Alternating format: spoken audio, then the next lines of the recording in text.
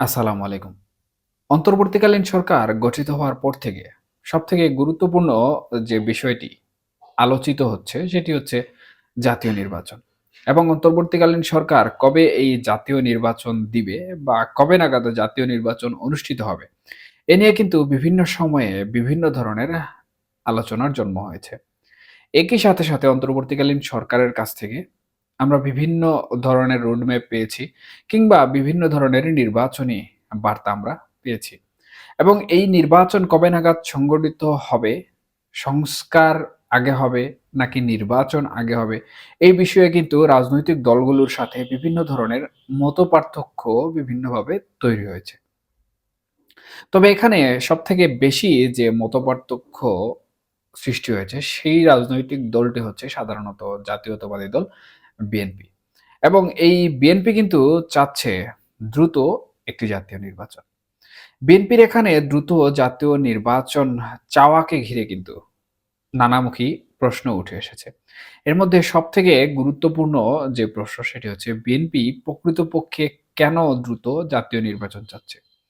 দেখুন, বর্তমানে দেশের যে রাজনৈতিক পরিস্থিতি রয়েছে, তাতে আওয়ামী লীগ কিন্তু কোনোভাবেই রাজনীতিতে দাঁড়াতে পারছে না। অর্থাৎ মাঠ পর্যায়ে রাজনীতি করার জন্য এবং জাতীয় নির্বাচন পর্যন্ত আওয়ামী লীগকে যাওয়ার জন্য যে পরিবেশ দরকার, যে পরিস্থিতি দরকার, সেটি কিন্তু এখনো আওয়ামী লীগ করে উঠতে পারেনি।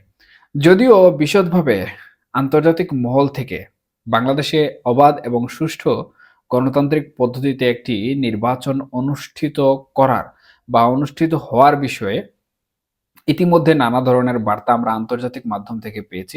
বিশেষ করে যারা আন্তর্জাতিক মুরল রয়েছেন, তারা কিন্তু এই বিষয়ে বিভিন্ন বার্তা দিয়েছেন এবং বলেছেন যে বাংলাদেশের গণতান্ত্রিক পরিবেশ ফিরিয়ে আনার জন্য এবং সুষ্ঠু একটি নির্বাচনের পরিবেশ তৈরি করে দেওয়ার জন্য বিভিন্নভাবে তারা চেষ্টা করবেন। এবং বর্তমানে যে আমেরিকার প্রশাসন রয়েছে, ট্রাম্প প্রশাসন এবং আমাদের পার্শ্ববর্তী দেশ ভারত, সেই ভারতের সরকার প্রধান যিনি রয়েছেন, প্রধানমন্ত্রী নরেন্দ্র মোদী, উনাদের মধ্যে একটি বৈঠক অনুষ্ঠিত হবে এবং সেই বৈঠকে কিন্তু বাংলাদেশের বিষয় নিয়েও কিন্তু আলোচনা হওয়ার কথা রয়েছে। তবে সেই আলোচনায় বাংলাদেশের পরিবেশ, বাংলাদেশের রাজনৈতিক প্রেক্ষাপট কি ধরনের পরিবর্তন হবে সেটি কিন্তু অনেকটাই দেখার অপেক্ষায়। তবে যেমনটি বলছিলাম, বিএনপি প্রকৃতপক্ষে কেন দ্রুত নির্বাচন চাচ্ছে? যেহেতু বাংলাদেশের সর্ববৃহৎ দুটি রাজনৈতিক দল, একটি হচ্ছে আওয়ামী লীগ এবং অন্যটি হচ্ছে জাতীয়তাবাদী দল বিএনপি। এছাড়াও আরেকটি রাজনৈতিক দল রয়েছে জামাতে ইসলাম, যারা বিগত দিন বিভিন্নভাবে জোটবদ্ধ হয়ে রাজনীতি করেছে বা বিভিন্ন রকম জোটবদ্ধ হয়ে নির্বাচনে অংশগ্রহণ করেছে। তবে তারা এককভাবে কোনো নির্বাচন করেনি। এবং এবার হয়তোবা ১ম এমনটি হতে যাচ্ছে যে জামাতে ইসলাম এককভাবে নির্বাচন করবে। সেই হিসাবে এখানে মাত্র ২ টি দল রয়েছে।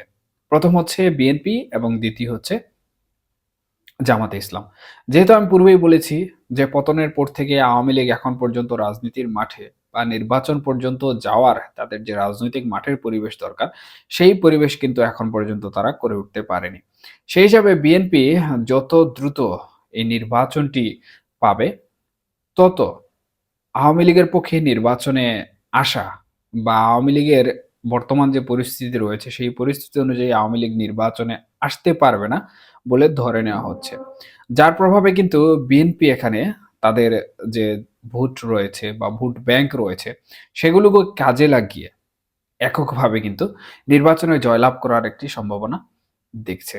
তবে আমরা অনলাইনে যে সকল জনমত জরিপসমূহ দেখছি, তাতে প্রকৃতপক্ষে দেখা যাচ্ছে যে বিএনপির পক্ষে সাধারণত জনমত খুব একটা লক্ষ্য করা যাচ্ছে না। এটি প্রকৃতপক্ষে আসলে ২ টি দিক বিশ্লেষণ করা যায় বা ২ টি দিককে ইঙ্গিত দেয়। এক হচ্ছে তারা তাদের যে জনমত রয়েছে, সেটিকে সাধারণত অনলাইনে বা জনসম্মুখে প্রচার করতে অনীহা প্রকাশ করছে এবং দলীয় যে অভ্যন্তরীণ নির্দেশনা রয়েছে, সেই নির্দেশনা অনুযায়ী হয়তোবা কেউ এসব অনলাইন জরিপে অংশগ্রহণ করছে না। কিন্তু অনলাইনে আওয়ামী লীগের জনপ্রিয়তা বেশি। এর পিছনে কারণ যেটি রয়েছে সেটি হচ্ছে আওয়ামী লীগের নেতাকর্মীরা বর্তমানে মাঠ পর্যায়ে তাদের কর্মকাণ্ড পরিচালনা করতে পারছে না। সুতরাং তারা অনলাইনে বিভিন্ন কার্যক্রম পরিচালনা করছেন। আবার জামাতে ইসলাম তাদের রাজনৈতিক যে প্যাটার্ন রয়েছে সেই প্যাটার্ন অনুযায়ী কিন্তু অনলাইন এবং অফলাইন উভয় দিকেই কিন্তু রাজনৈতিক কার্যক্রম পরিচালনা করে যাচ্ছে। সেই হিসাবে যেহেতু আওয়ামী লীগ নির্বাচনে অংশগ্রহণ করার সম্ভাবনা খুবই কম, অনেকটাই সংকীর্ণ এখানে। যদি আন্তর্জাতিক চাপ, আন্তর্জাতিক রাজনৈতিক, কূটনৈতিক যে সকল বিচার বিশ্লেষণ রয়েছে সেগুলোর প্রভাব এবং আমাদের পার্শ্ববর্তী দেশ ভারতের সরকার প্রধান সহ বিশ্ব মোড়ল যারা রয়েছেন তাদের সহযোগিতায় যদি আওয়ামী লীগ মাঠ রাজনীতিতে ফিরে আসতে পারে, তাহলে হয়তোবা নির্বাচনে অংশগ্রহণ করতে পারবে। অন্যথায় আওয়ামী লীগ কিন্তু নির্বাচনের বাইরে থাকবে। সেই হিসাবে বিএনপি এই সুযোগকে এখানে কাজে লাগাতে চাচ্ছে এবং যত দ্রুত এই নির্বাচন অনুষ্ঠিত হবে, তত বিএনপির এখানে লাভের পাল্লাটা ভারী হবে। কারণ আওয়ামী লীগ যদি নির্বাচনে চলে আসে, তাহলে আওয়ামী লীগের সারা বাংলাদেশে যেমন নেতাকর্মী রয়েছেন, ঠিক একইভাবে জনসমর্থকও কিন্তু রয়েছেন। সুতরাং আওয়ামী লীগ নির্বাচনে অংশগ্রহণ করলে তাদের এই জনসমর্থক নেতাকর্মীরা তাদের পক্ষে কাজ করবেন, তাদেরকে ভোট দেবেন।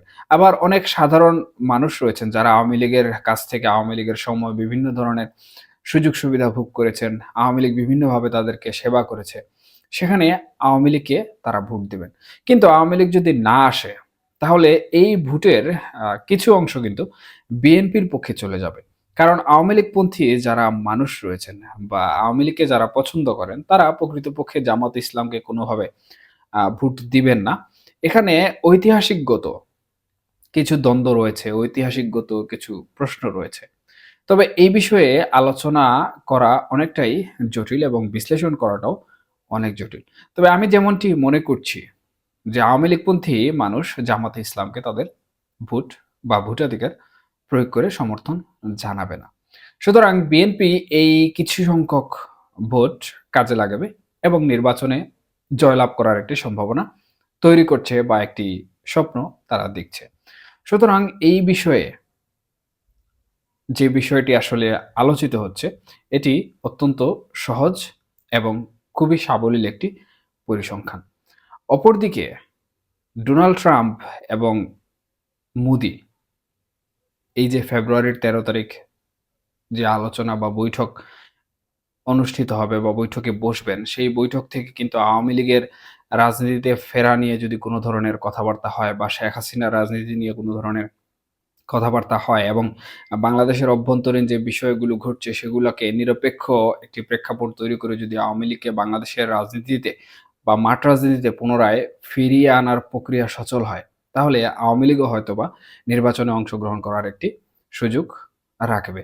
এবং আওয়ামী লীগ যদি নির্বাচনে আসে, তাহলে নির্বাচনে কিন্তু একটি হাড্ডাহাড্ডি অর্থাৎ ত্রিমুখী একটি লড়াই হবে এবং এখানে যার পাল্লা বা যার জনসমর্থনের পাল্লা বেশি হবে সে কিন্তু নির্বাচনে জয়লাভ করার সম্ভাবনা রাখছে। তবে আওয়ামী লীগ প্রকৃতপক্ষে জনসমর্থন নিয়ে নির্বাচনে জয়লাভ করতে পারবে কিনা এই সময়ে, এটিও কিন্তু অনেক ধরনের আলোচনা, সমালোচনা এবং প্রশ্নের জন্ম দিচ্ছে। এখন প্রকৃতপক্ষে আসলে অপেক্ষা করা হচ্ছে যে অন্তর্বর্তীকালীন সরকার কবে নির্বাচন দিবে, বিএনপি কিভাবে নির্বাচনে অংশগ্রহণ করবে, জামাত কিভাবে নির্বাচনে অংশগ্রহণ করবে বা আওয়ামী লীগের নির্বাচনে অংশগ্রহণ করার জন্য প্রকৃতপক্ষে মাঠ রাজনীতিতে ফিরে আসার জন্য আন্তর্জাতিক কোনো ধরনের প্রক্রিয়া এখানে কাজ করবে কিনা।